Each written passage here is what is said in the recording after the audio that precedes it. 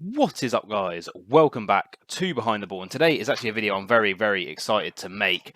Over the past couple of days I've put a couple of tweets out on my Twitter, which is in the link below, about a certain man who's just scored 4 goals in his first 4 games for the England under-21 setup, and that is our very own Cameron Archer. First tweet, as you can see on the screen, I just said if both are involved in the first team next season at Aston Villa, who should get more minutes, or who will get more minutes? Archer or Carney Chukwuemeka? 77% out of 66 votes voted for Cameron Archer. We move on to a second tweet. It's only been out for 4 hours. It's got 19 votes, so not the biggest sort of test field per se. But in terms of what people think he should be doing next season, 53% said stay in the Aston Villa first team. 37% have said to keep him on the bench and give him a run in cup games, and only 10% want him loaned out to the Championship. Now, there's a couple of interesting options for him going forward. We're going to go through all of those or break it down into kind of 3 different categories. But before that, leave a like, comment down below what you think Cameron Archer should be doing next season. Subscribe if you are new around here. We're about 40 subs away from 1,500. So let's get to that milestone from this video. Come on, guys, share it around to your friends. Without further ado, someone commented about that last video. I don't know. I just say it because it sounds cool, and I've listened to KSI say it for about 15 years that I've been watching him. Let's get into what Cameron Archer might be doing next season. First of all, breaking down him as a player. So as a player, he's played 106 games throughout his career. That includes youth team games and senior team games. In those 106 games, he has scored 34 goals, getting 10 assists, taking him to a total of 44 goal involvements in 106 games. And you know, you may think that's actually not the greatest sort of goal return for a youth striker, considering we've just signed Rory Wilson, who scored 49 goals in a season from Rangers. Link in the description to that video. But Cameron Archer kind of seems to be a bit of a late bloomer. I mean, if anyone's seen him, you can see the pictures on screen. This guy is like yoked for a 20-year-old. But let's not forget, he's 20 years old, plays striker, contracted to Villa till 2025. This guy's yoked. But in 2020 to 2021, he was on loan at Solihull Moors, who are like a national layer, like they're kind of fifth, sixth tier of English football, and only scored 4 goals in 26 games. And I think he mainly sort of played from the wing.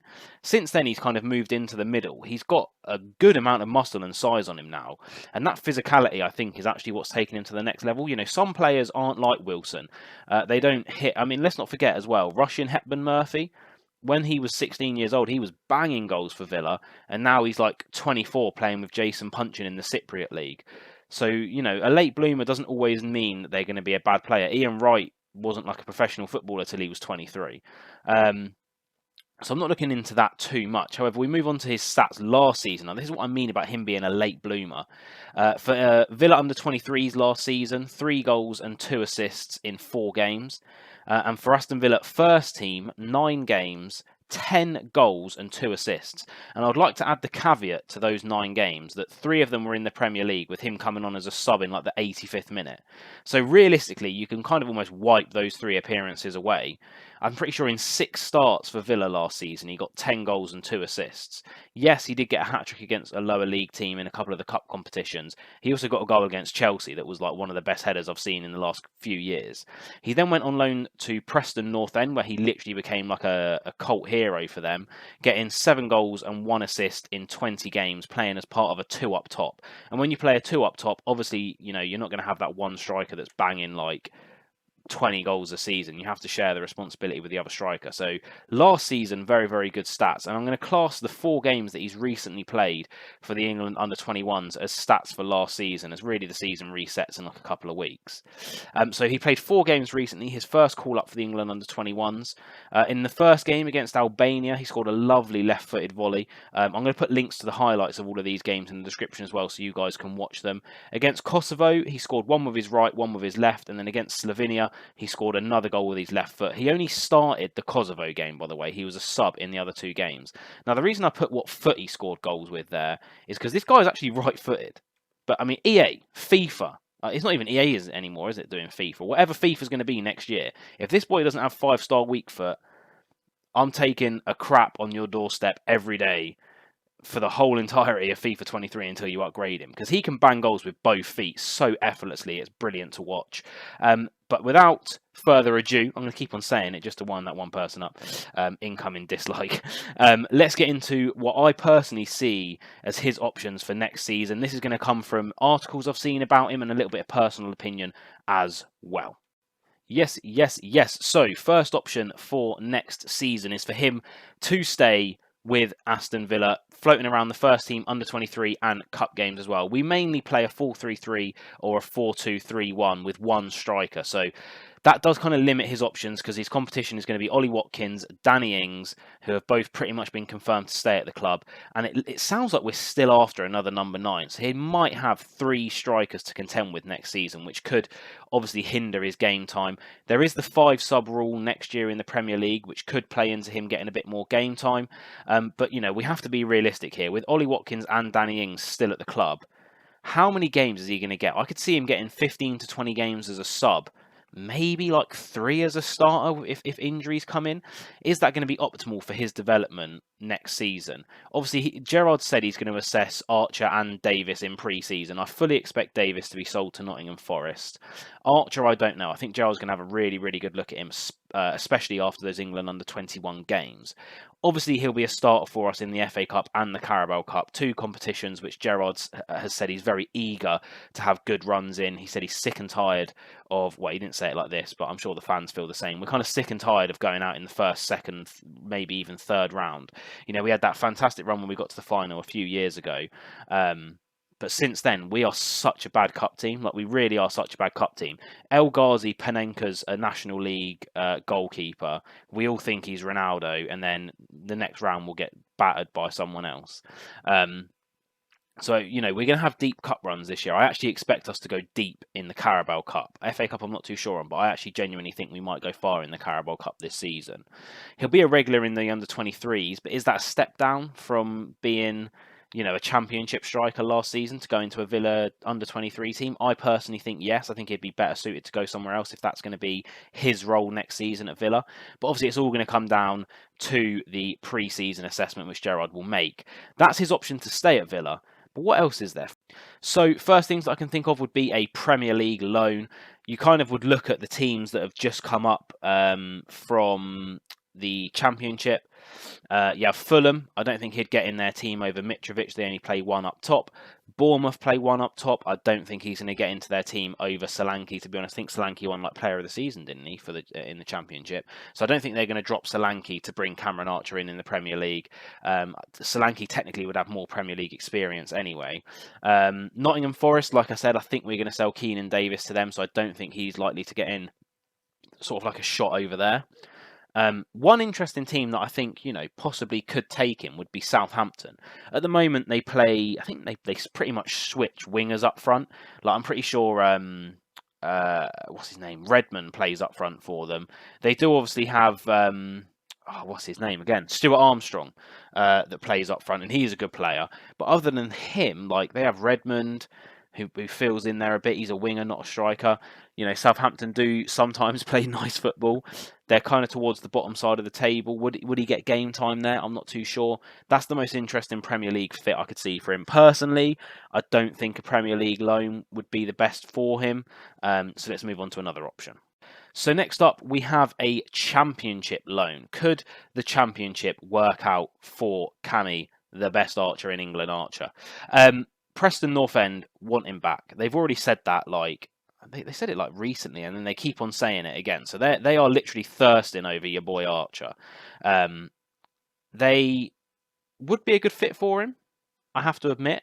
They finished 13th last year. They play a 3-4-1-2 though, so again he has to play in a 2 up top, which if Gerrard's looking at developing him into a player that we want to bring in a couple of years' time to be a regular, I don't remember the last time we properly played a 2 up top.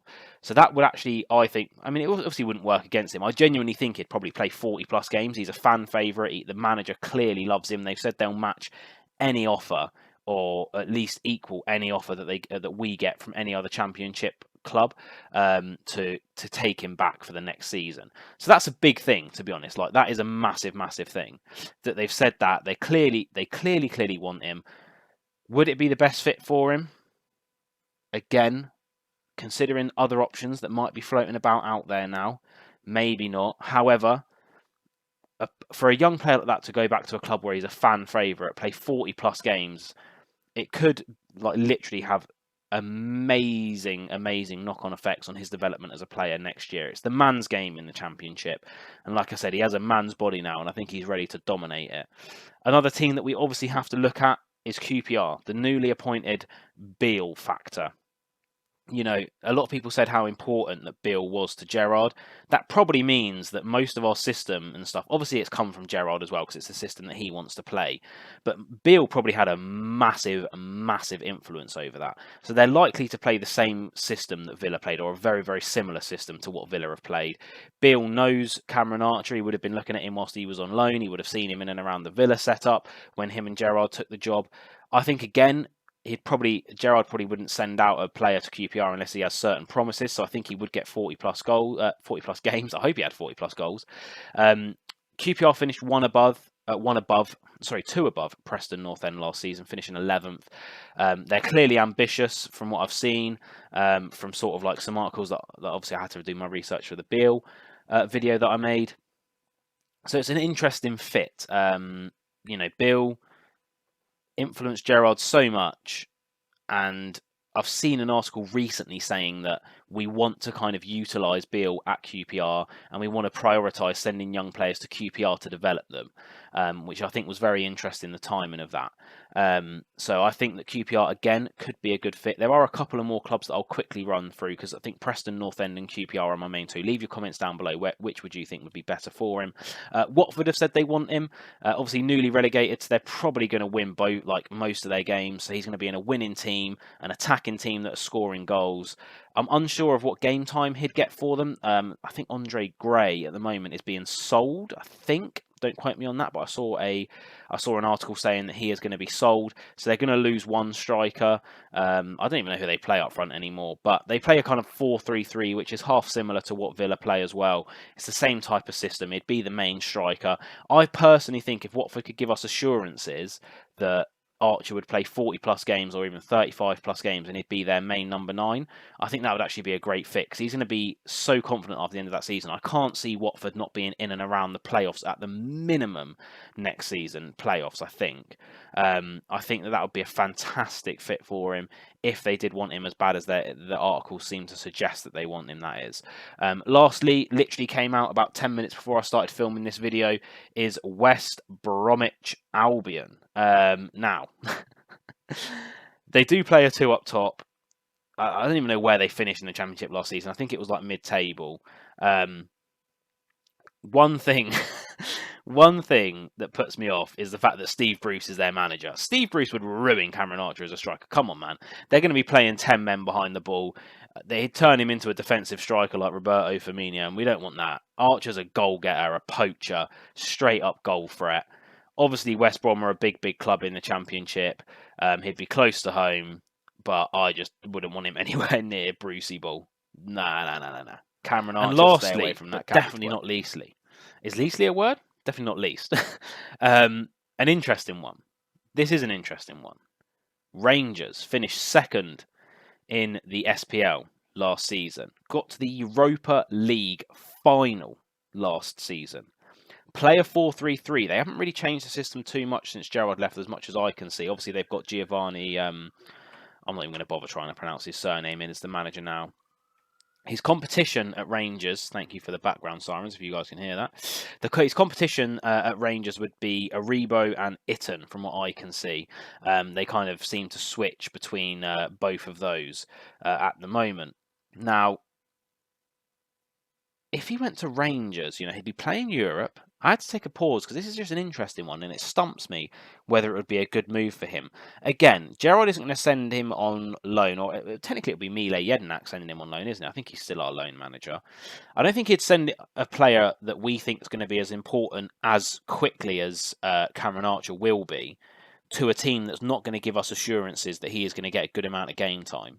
And if they said to us, you know, look, he is going to be our main number 9, we're going to play him in Europe, I can't really see a downside to him going on a loan in the Scottish League, unless obviously we want him to stay and play first team minutes for us.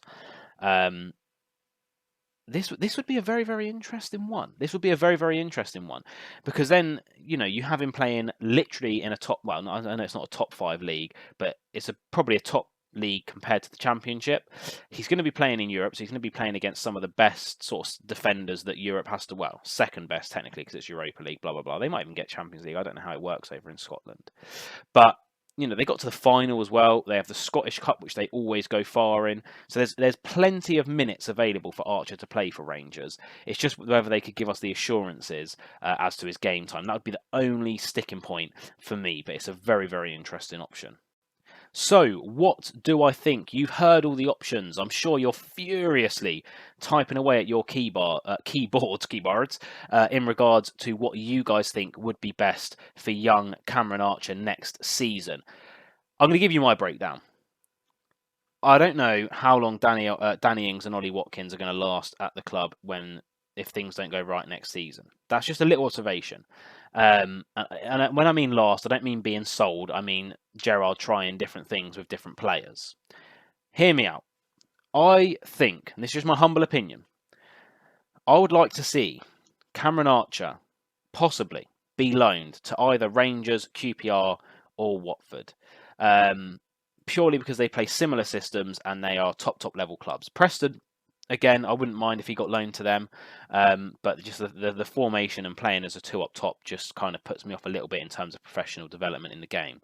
I'd like to see him on a short-term loan until January, possibly, one that can be recalled to one of those clubs that's going to give Gerrard the assurances that he needs that he's going to get game time.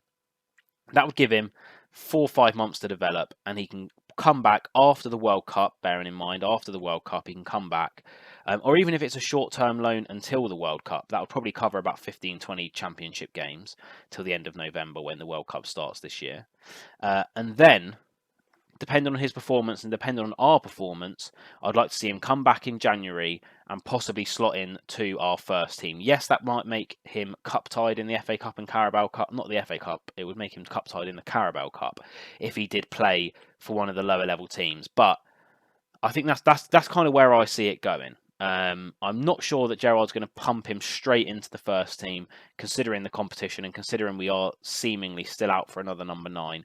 I think a short-term loan until January, get more game time underneath his belt, more physical development, more mental development in the game, and then come back ready to fire in January is where I see it going. But obviously, my opinion is not number one. My opinion is one of many. A number of opinions that I want to hear down in the comments below. So leave your comments down below. Subscribe, like the video. All links to other videos that I've mentioned and my Twitter, where I do regularly run polls that impact these videos, will be linked down below. Road to 1.5k. I'm out.